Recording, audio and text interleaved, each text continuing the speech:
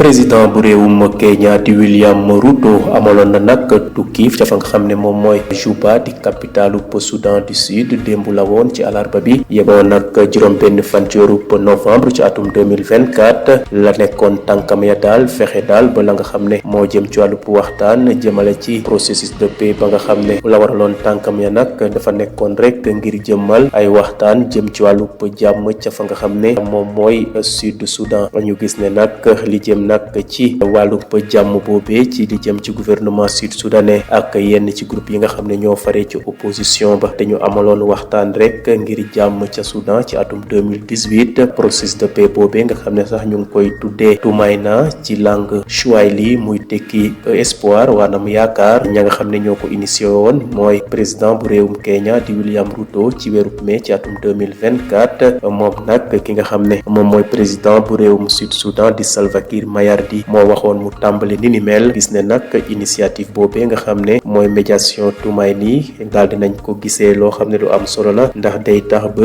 groupe ya nga xam ne ñoo amoon signateeru jàmm ci atum 2018 te ba léegi loolu antuwul ñu daal di nag fexe daal ba waxtaan ci seen biir ngir fexe daal ba jàmm dellu ca Sud Soudan jamono yi nga xam ne jafe-jafe mu ngay wéy di fa am.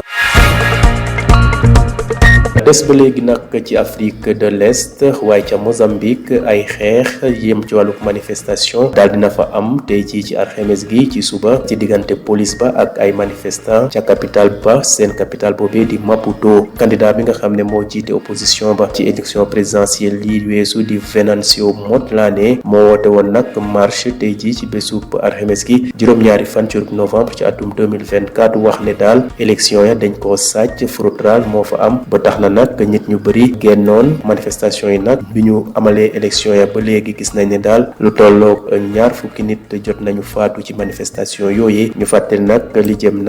jëm ci wàllu internet gouvernement ba jot na ko daal di coupé wala mu wàññi ko institut national des communications bu Mozambique wax na de daal li waral ñu def ni mel fexe daal ba ña daal bañ a jël ay vidéo di ko dugal ci internet bi ndax loolu de day gën a indi fitna ci seen réew.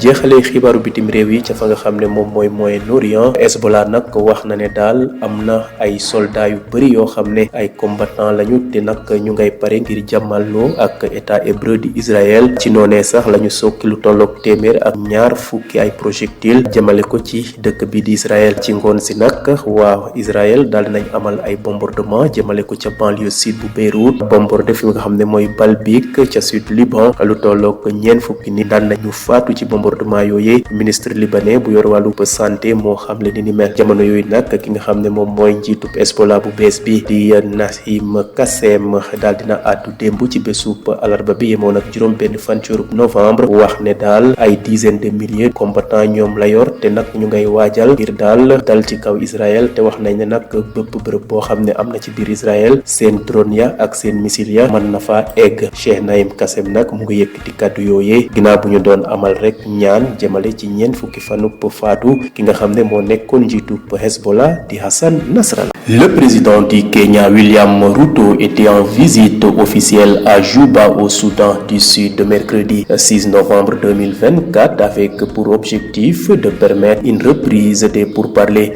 de paix organisés sous l'égide du Kenya entre le gouvernement sud-soudanais et des groupes d'opposition non signataires de l'accord de paix de 2018. Ce processus de paix parallèle baptisé Tumaini, espoir en langue Kiswahili, a été initié en mai 2024 par William Ruto à la demande du président sud-soudanais Salva Kiir Mayardit. De fait, l'initiative de médiation Tumaini est perçue selon plusieurs sources diplomatiques comme une issue possible à l'enlisement actuel du processus de paix sud-soudanais.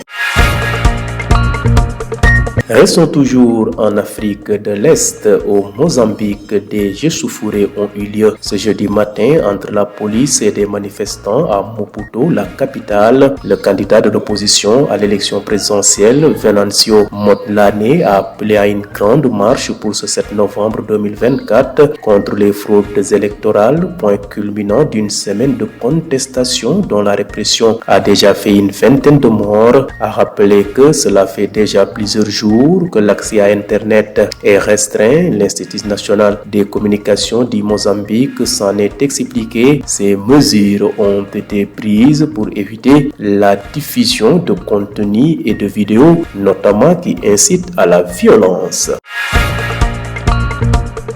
Bouclons ce rapide survol de l'actualité internationale au Moyen-Orient où le Hezbollah libanais dit avoir des dizaines de milliers de combattants prêts à affronter Israël et a tiré dans la foulée 120 projectiles vers l'État hébreu. Dans l'après-midi, des frappes israéliennes ont visé la banlieue sud de Beyrouth, Balbik et le sud du Liban. Elles ont tué, selon le ministère libanais de la Santé, au moins 40 personnes. Le nouveau chef du Hezbollah, Naïm Qassem, a déclaré mercredi 6 novembre avoir des dizaines de milliers de combattants prêts à affronter l'armée israélienne et averti qu'aucun endroit en Israël n'était à l'abri des missiles et drones du mouvement pro-iranien. Cheikh Naïm Qassem a tenu ses propos lors d'un discours marquant les 40 jours depuis l'assassinat de Hassan Nasrallah.